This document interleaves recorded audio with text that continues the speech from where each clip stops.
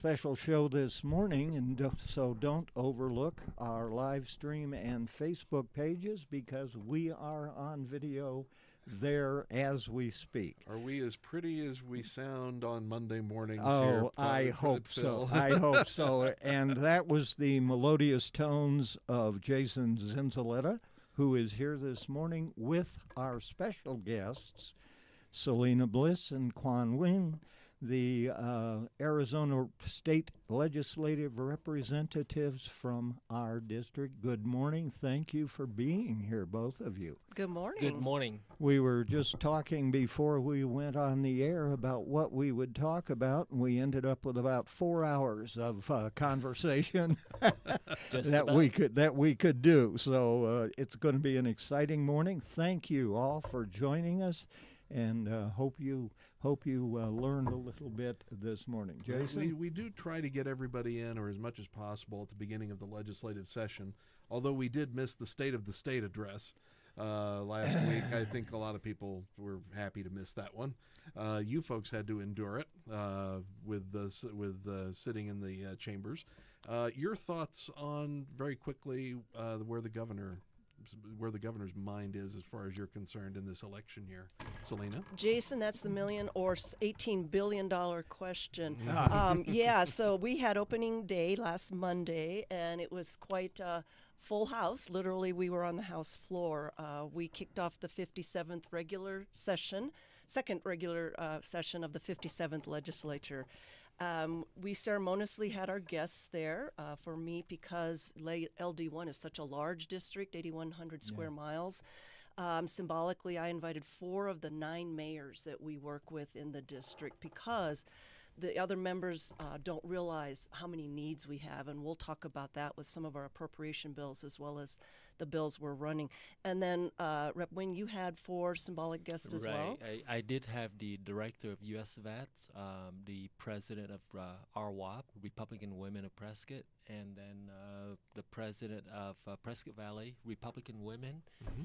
And, of course, I forgot the 4th one.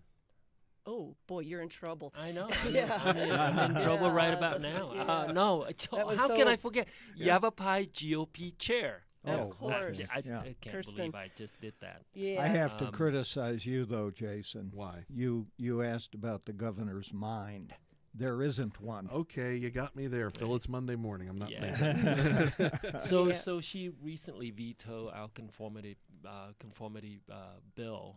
Great. To the big, beautiful bill. That great was, tax cut and beautiful tax cut, and she got everything she wanted. Yeah. And we got some things that was needed for, the community and Arizonans, and she vetoed it. And I just want to emphasize how devastating this is to our tax filers here in Arizona. She got up there. You asked what was on her mind. She gave her State of the State, and basically she just lied about everything she talked about. She talked about tax cuts, but then she vetoes the tax conformity bill, which would have taken away tax on tips. It would have helped young families. It would have helped our seniors. We spent our first 4 days fast-tracking those bills through the House and Senate to get on her desk, only to have her veto them last Friday. So now what's never happened has happened in Arizona is we're not conforming with our federal taxes. So people will have to file twice if they've already filed their Arizona taxes. So this has been pretty devastating. Just an amazing snafu. Yeah. Tax break for retirees, tax break for a family with children, 25% increase in terms of deduction, and all of that is now removed. So the big question is, what is she thinking? Well, to be determined. So Friday, she issues her first draft of the budget, and this is where the games really start to begin, the negotiations back and forth. What she's done is increased government. She's proposing to bring us from a $17.6 billion budget to an 18+ billion budget. She plans to fund it from D.C. through the border security money for the building of the border wall. She plans to fund it through reducing empowerment scholarships, which is a no-starter for us. We believe in parent choice. and school choice. So it looks like we're off to the races. It's with never a going to go very- away. ESA is No. never going to That's go right. away. No, Yeah. we've known that's on her target Yeah. list for a long time. She doesn't like charter schools. She Mm, doesn't nope. like ESA. She doesn't like Doesn't like anything. private school, Schools, religious nothing. school, or any of those Nothing. things. So. If it doesn't fit her agenda, she won't consider it. Yeah. So if we look now to what you folks are going to be doing, refresh everybody's memory what committees you're on and what you're chairing. So for the 4th year now, I'm chairing the Judiciary Committee, and that's sort of an important one in my book in terms of public safety. Oh, and, absolutely. Also, we get involved with funding law enforcement. So mostly public safety, and for me personally, victim rights are just right on the top. And I inform people. I say, if you're gonna have a criminal justice reform bill presenting in my committee, it has to talk about the victims. It has to acknowledge the victims. And if those bills don't do so, they're just going to hit the shredder. Yeah, Okay, and Selena? we've been busy with healthcare. I chair the Health and Human Services Committee. It's my 4th session as a member, 2nd as chair. And what hit us at the last minute with the One Big Beautiful Bill was the Rural Health Transformation Fund. This is very important to rural Arizona. Being a rural legislator, I'm very sensitive to funding our health care. So Arizona did miserably. Of course, the executive branch, the governor, submitted the application last November. It came back December 29th. We scored in the bottom 5. Up to that point, the legislative branch had no say in the process. So now we do, now that we know we place in the bottom 5, the legislative branch, that's us, is sponsoring several bills to try to carve back some of that money on a 5-year grant. Potentially, Arizona could have gotten $200 million. We got $167 million out of that. Again, we ranked with states like Delaware and New Hampshire, if you can believe it.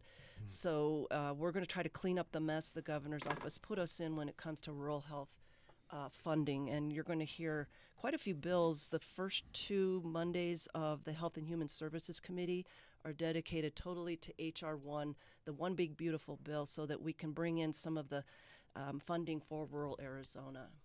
Okay. Well, that raises kind of an interesting question, and both of you touched on it, bringing Arizona into congruency with the federal laws here. We've got, on another issue, 16 states trying to nullify federal immigration law, and now we've got the state of Arizona on a contrary position to these other, the taxes and to health care, education.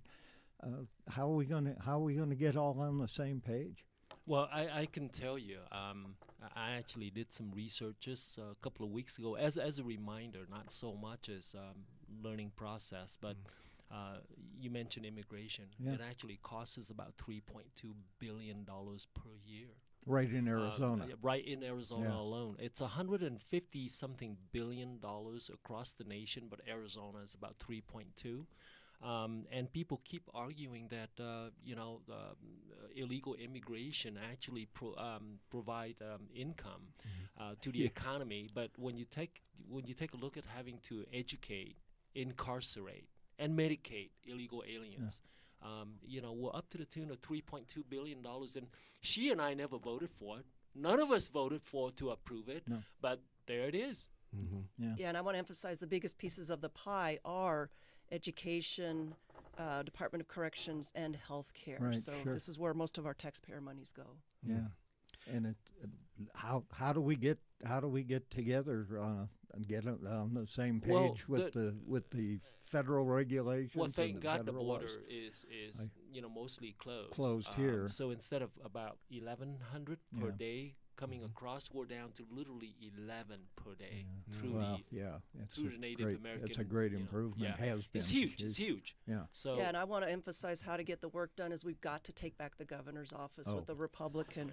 Well, I we was- have that slim majority, and we're very much at risk for losing that. Just listened to her talking the other day, last week, about immigration issue, and she's trying to play both sides of the fence here. This Janus-faced Katie says we're going to we're going to support them if they're getting bad guys, but when they're just grabbing people off the streets, like they're going to grab you, Quan, and send you back or something. Right. Yeah, it's you can't play both sides of the fence. You got to come down somewhere. Yeah. And Listen, they need to get on board.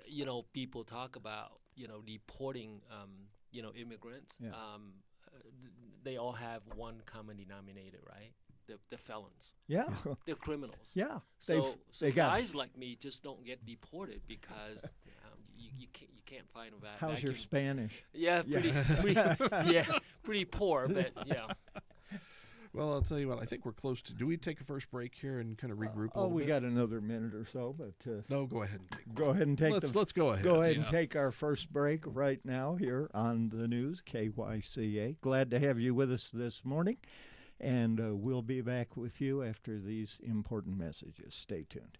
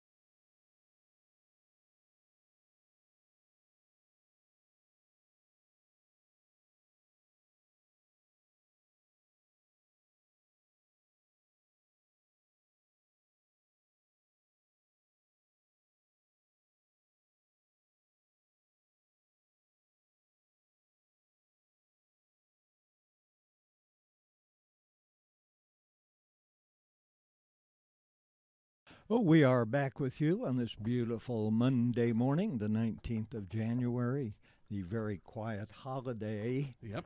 No traffic hardly on the streets this morning coming in. It was quite nice. But we want to get down to the nuts and bolts of the legislative session. We're sitting here looking at, 1,500 bills or more in the hopper, and a lot of things happening, and both of you have bills in, so go ahead and run with it and let us know what's coming up. That number will change tomorrow morning when we come in. So Yeah, last year it added up to about 1,800 bills, Jeez. and then of course record vetoes. It's very hard to get any work done down there. Our bill deadline was last Thursday at 5 p.m., so it was quite a flurry last week to get those bills in the hopper. We spent all summer and fall with our stakeholder meetings, getting our bills drafted and fine-tuned, and now to have them finally here in session and heard in committee is quite exciting. So here's where it does move pretty darn fast. I know we already had a Judiciary Committee meeting last week.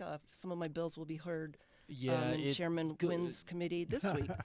Exactly. The Judiciary Committee just ran at 99 miles an hour on the first day, and so I had my first hearing. Pretty exciting hearing, huh? With ACLU at the podium. Yeah, That was kind of fun. You did, yeah, you almost had to kick one person out. That's not bad. That's pretty close though. Sounds good. Yeah, a couple of people got upset with me for the way I dealt with the ACLU, speaker. Anyway, so my second meeting will be on Wednesday at 9 o'clock, and I'm gonna have 10 bills in there. They're all really, really good bills, and she's monopolized the meeting, the hearing, with probably 3 or 4 or 5 of her bills. Yeah, Here, I'll let we you talk we about hear it. from the content experts, and that's where we facilitate their good ideas. So the county attorneys came to us and said, we've had some cases that are pretty horrific, and these are the kind of bills we hear in judiciary. As a result, I've got 2 bills being heard this Wednesday. One is on abandonment. Only 2? Well, 4. This is 2 of the 4. I didn't want to hog the whole hour, but one is based on a case of dismemberment of a body, and right now there's no increased penalty in a homicide if you abandon, conceal, or dismember a body. Another is murder of an unborn child, so we'll address that. Murder of a pregnant female because they're pregnant.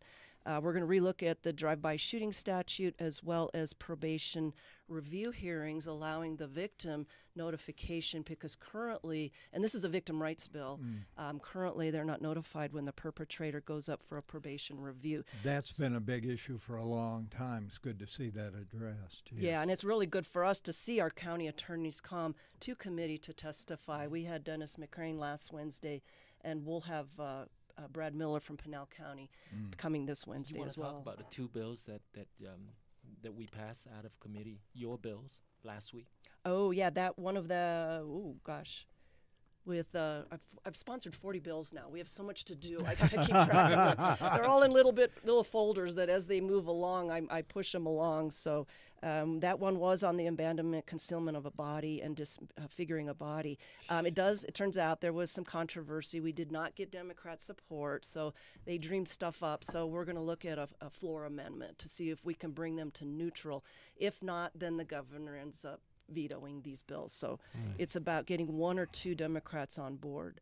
It's a bad look for them when they don't support these type of bills. And I got a couple of bills passed last week, and being the chair is really easy. I just look at people and say, vote my way. Yeah. And- Without and, objection, it is that- moved, that- right? That's Yeah. right. That's right. So I got a trafficking of weapons bill. So if you traffic, if you're caught and proven that you actually had the intention of selling weapons to bad people like terrorist organization or drug cartels and so on, and if you sell or transfer 3 or more, you're not eligible for probation. You have to serve the entire full term, and so that's just an upgrade in the penalty phase.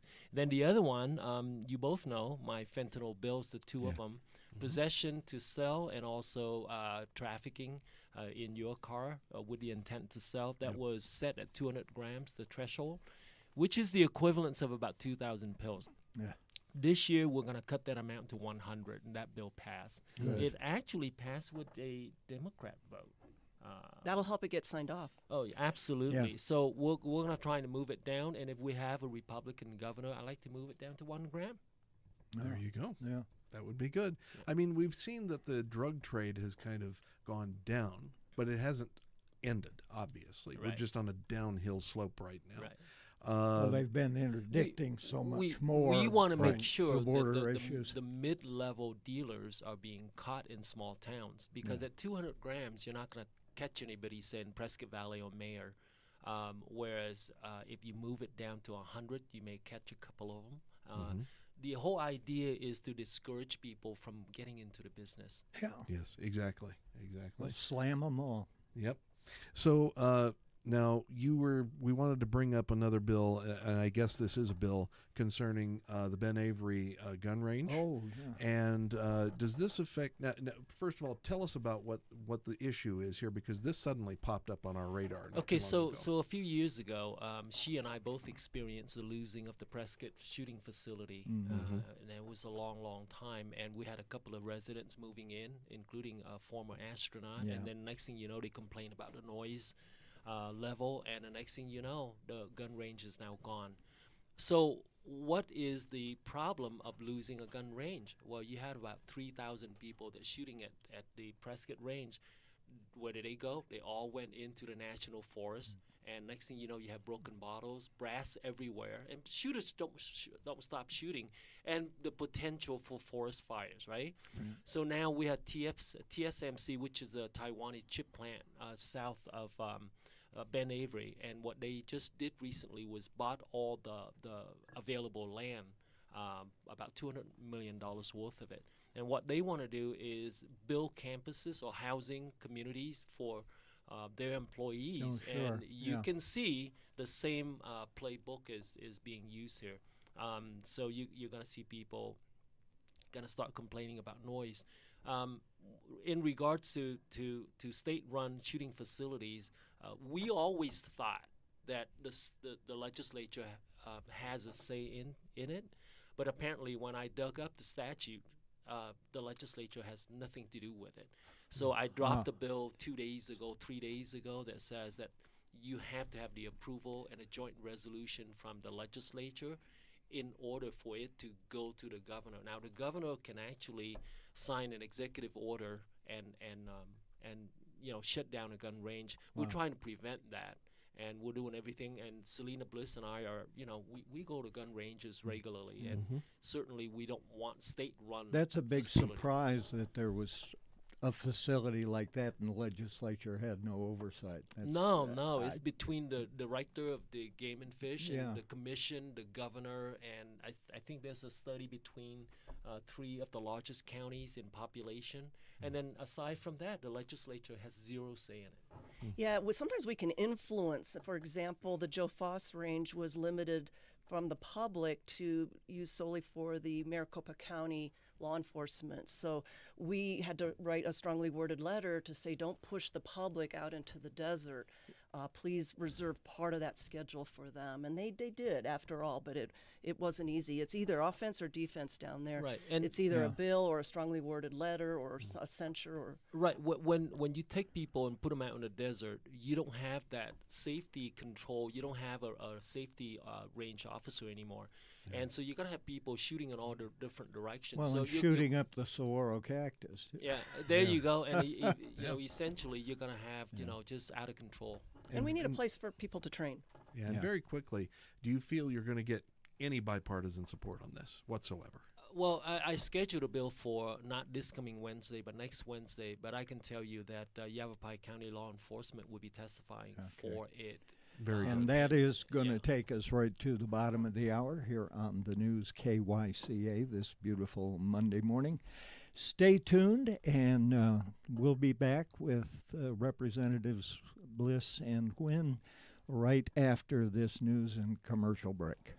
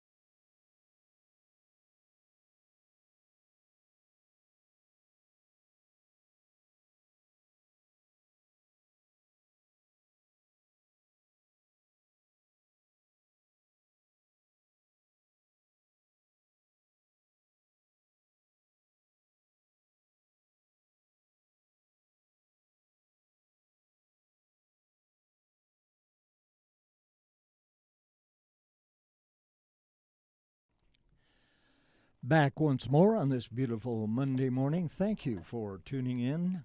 We are at 103.5 FM, 1490 AM, and right now on our live stream and Facebook pages with Quan Nguyen and Selena Bliss, Jason Zinzilieta sitting in. I'm refereeing. And I'm Phil King. Thank you for being with us this morning. Tons of stuff coming up in the legislature. Ladies first, let's start with a couple of things you've got hanging out there. Yeah, I'm pretty excited. This Tuesday in the Education Committee, my HCR 2003 is being heard. Short title is Protect Girls Sports. And I think the Courier ran an article on this. Very important. The Supreme Court now is hashing it out whether or not biological males can compete on female K through 12 sports teams. We're not going to sit around here in Arizona, so I've taken it upon myself to sponsor this HCR. And I just want to clarify, it's a simple bill. It's trying to be weaponized as divisive, but it's not at all. It's just to determine if a person is a biological male or female. They either play on a girls' team, boys' team, or co-ed. That's simple. It's a transparency issue, so as a parent, if you're enrolling your daughter in a female sports team, then you're assured that only biological females will play on that team. It's also a safety issue. Once kids are post-puberty, the biological males tend to have larger muscle mass, more speed, and that can be dangerous to females. It's also a fairness issue with Title IX.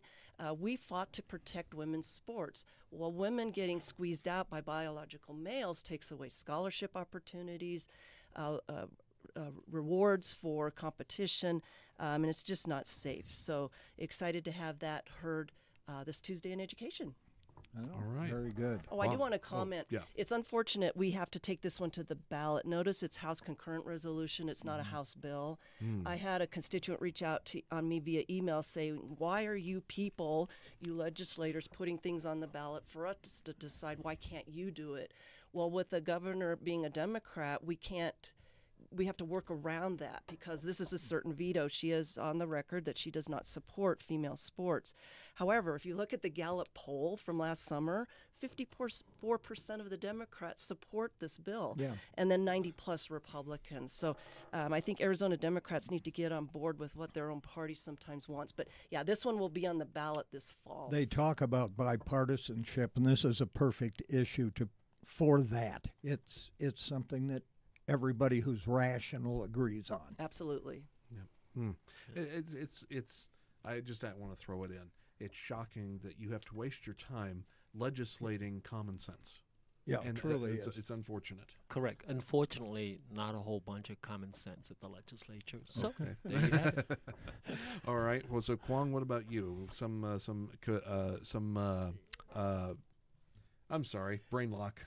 Legislation bills in the hopper. Right, Yes, right. some priorities for Yeah, you. so I had a long list this morning, but then I forgot it. I left it on the kitchen counter, so I'm gonna have to wing it through the phone here. So aside from the weapon trafficking and also the fentanyl reduction, threshold reduction, I'm just gonna run down the line here real quick in about 45 seconds.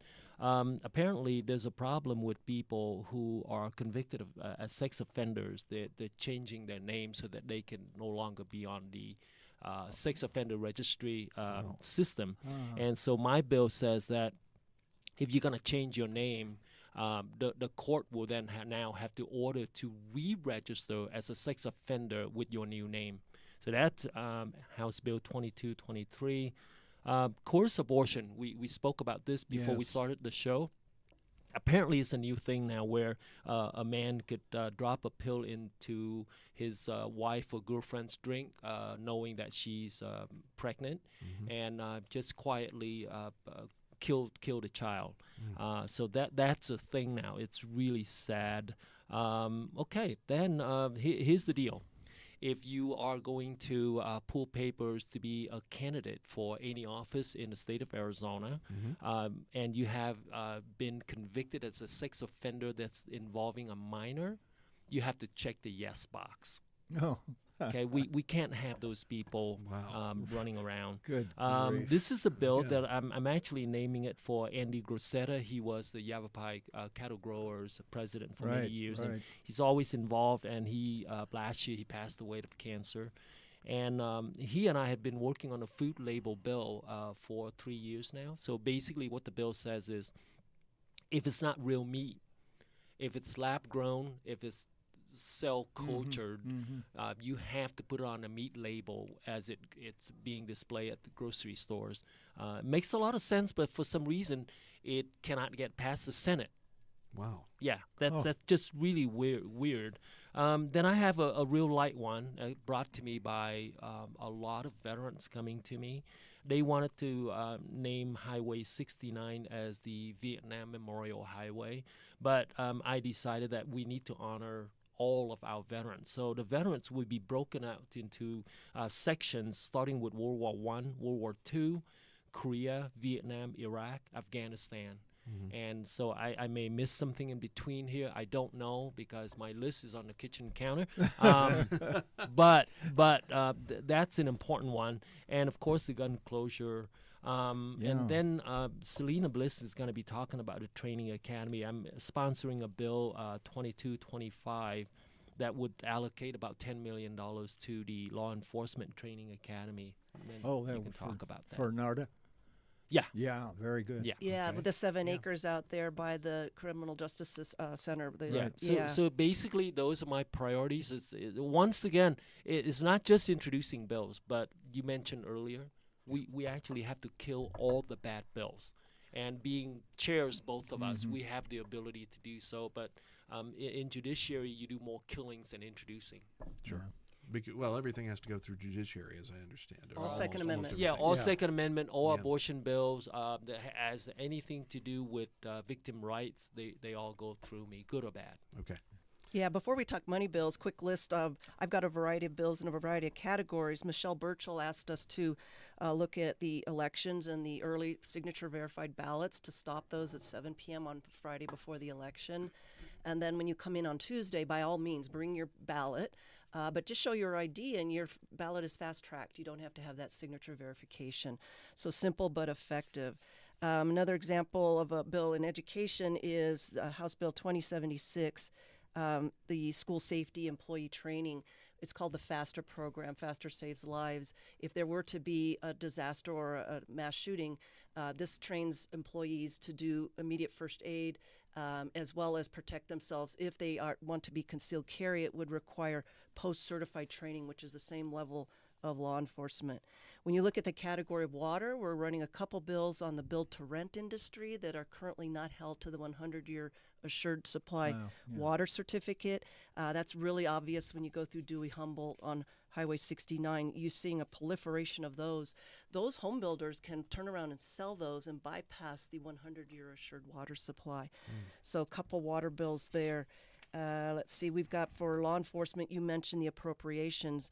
This year, leadership is having us put all our appropriation bills in writing, so you'll see several bills that we have both sponsored and co-sponsored. So you mentioned the NARDA.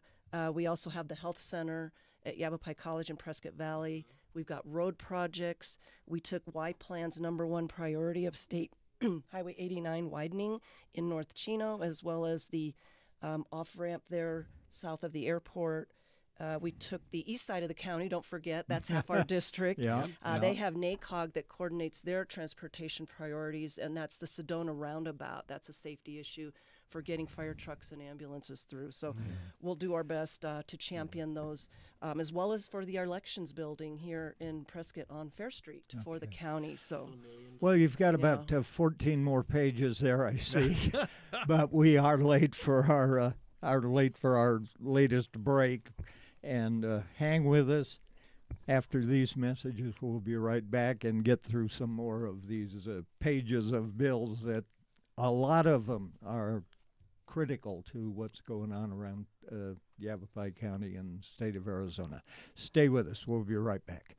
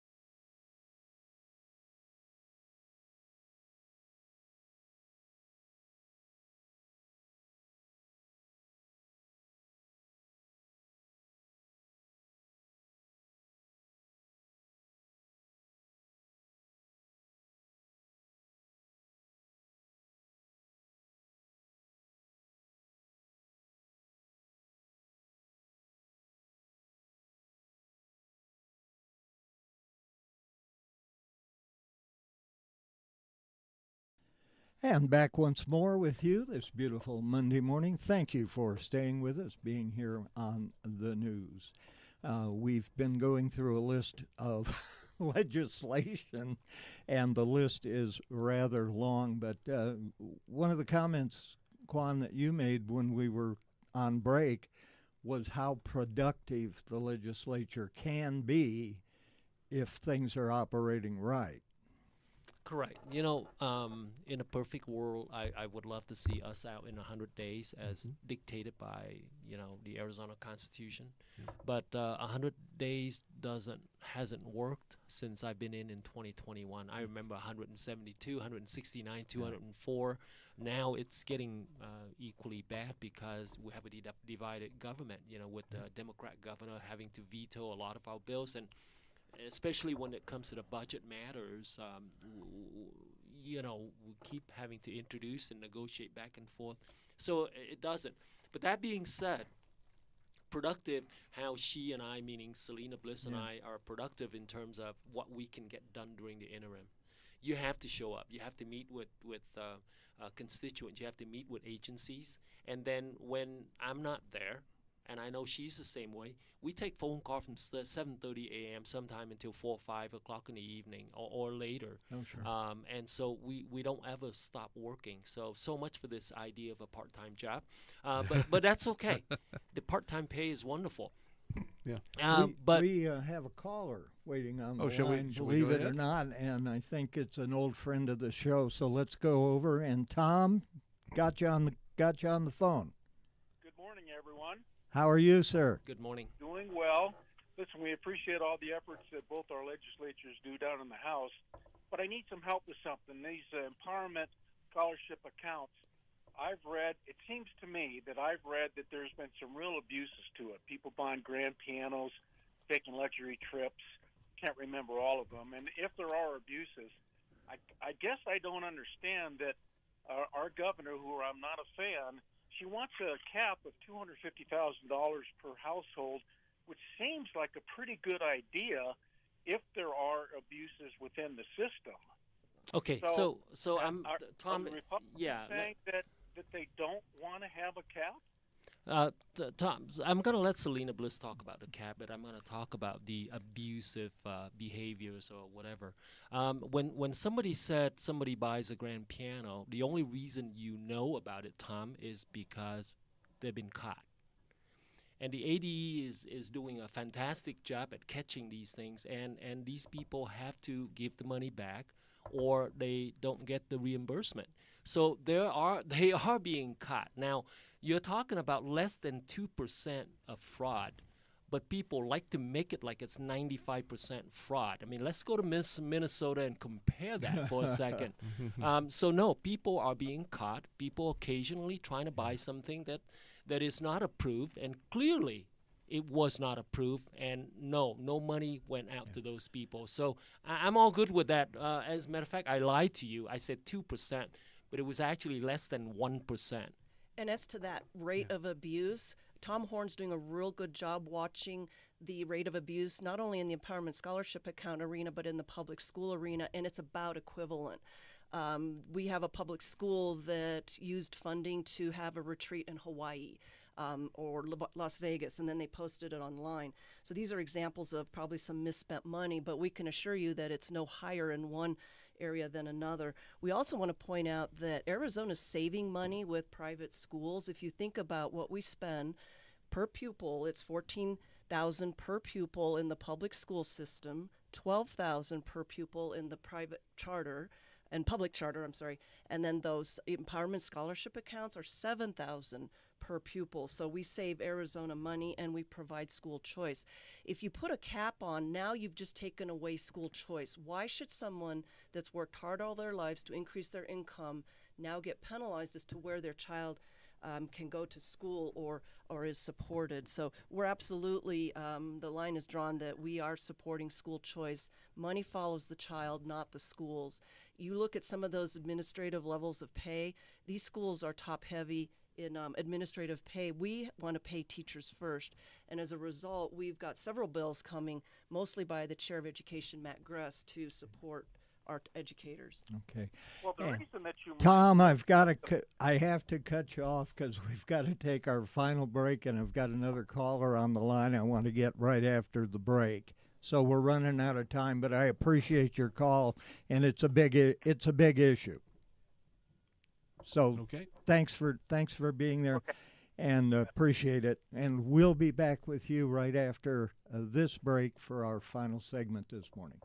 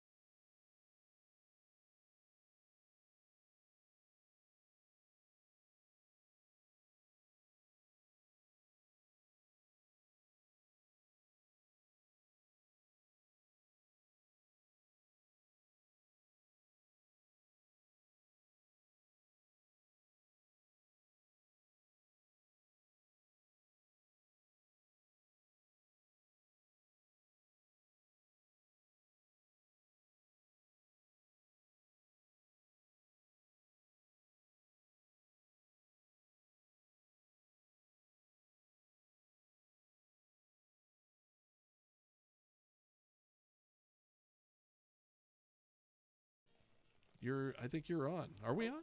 And we are back for our final segment this morning. Thanks for being with us. I want to go right to the phone lines and get Josephine on. And are you there? Yes, I am. Good morning. Oh, good morning. Thanks for calling in. Yes, I'm calling just to say thank you to my representatives, Kwong and Selena. My name is Josephine Dunn, and I just want to say how much I appreciate the hard work that you do. Your job is challenging, and the pay is really not that great. And I know for you, Kwong, that you travel back and forth every single day, and I just think people need to be thankful for you. So I just wanted to say that, and I'm looking forward to seeing your bills pass this session, both of you. We'll see you back in committee soon. It's nice to get an attaboy now and then, Yeah. isn't It's it? a rare thing, so we appreciate that, Josephine. We appreciate it. And Thank you so much. And Josephine, we thank you for all the work you've done too. I mean, Absolutely. Thank you. Absolutely, yes. Yeah, All right. flying well, under. God bless you guys. Keep working on it. Take good Keep us care. safe. Yeah. Yeah, some people can be pretty effective under the radar. True. Josephine's one of them. Yep. Okay, yeah. go where- ahead. where Let's do we go? finish I mean, up. We've well- got a couple of minutes Well, left. very and- quickly, we know we got a lot of legislative, but we've got a few things that we want to carry first because it is an election year, big time, and I know you both have decided that you're going to run, right? Okay, yeah, I know that was a predetermined thing. Fourth term if you win for Kwong, correct, and third Correct. term for Selena, correct? That's correct, yeah. Okay, so how's the campaign going so far? Well, we do have a challenger. So we do have two challengers for the Republican primary. So we're looking for support. First and foremost, we need signatures. We need a little bit over 1,000 signatures to get into the election. So if you could consider going onto our website, we both have links. For me, it's selenabliss.com, and your website? It's kwongforarizona.com. That first and foremost, you'll see when you log in with your driver's license, you'll see all the candidates that are potentially on your ballot based on where you live and vote. So for us, we have to turn in those signatures by April 6th, I believe. Yeah, April 6th. After that, we look at fundraising, which we both are really terrible at because we're so busy with our work. I always say our work is our campaign since we don't have time to campaign. And for that, we do both have links on our websites if people are so inclined to support us financially. But yeah, we do have challengers, and we have to be mindful that these are short 2-year terms, and we do want to keep our majority down at the And state I just want to legislature. take a quick moment to say this. You're looking at two senior members at the legislature, and we're both chairs, and we are the gatekeepers of healthcare and also public safety. And I just want to maybe it's a little bit self-serving, but I said if you want to get rid of a senior member, you're coming in as a freshman, replacing a senior member. You be very lucky to find out which direction the bathroom is.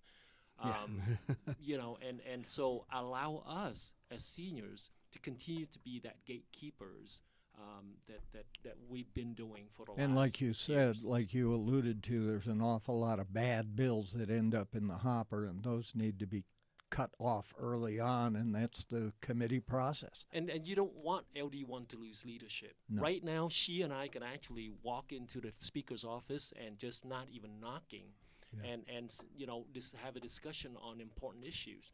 But replacing us, that's fine. It's an American way. You get to run for office, but I'm just saying it. That's all. Yeah, voter beware. I also want to point out that we have a 2-seat majority in the House and Senate. That's a little uncomfortable. It's actually very uncomfortable because the Democrats are targeting our swing districts. We have 5 or 6 swing districts that are vulnerable in the primary. We need to pay attention to those districts. We need to support those candidates. It means looking outside of Legislative District 1, but it does mean seeing the big picture. Then we have our statewide offices. We've got to take back Republican control with Secretary of State, Attorney General. And this is where we've got to get out the vote. Speaking of the Attorney General filing lawsuit after lawsuit against the federal government, wasting a whole lot of time, money, taxpayers' money, who frankly disagree with her positions, but she's playing interfering that game. with local issues, Absolutely. including mining and so on. Yeah, absolutely. And it's a known fact, LD1 drives the statewide vote. That's why you see these statewide candidates come to us, because of our high percent of people that get out to vote. Right. So we keep it up, Yavapai County and LD1.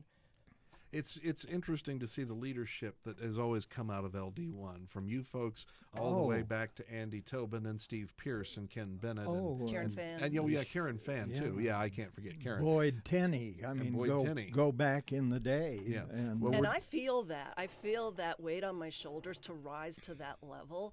Our history is just incredible from this district. We've so had fantastic leadership and fantastic Right. And also, too, representation. adding to LD1, I believe out of 30 districts, we're the only district with 2 chairs.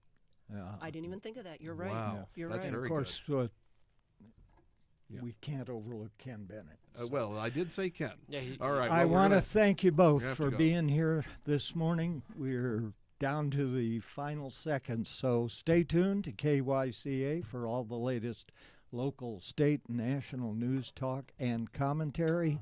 Have a great Monday and a great week.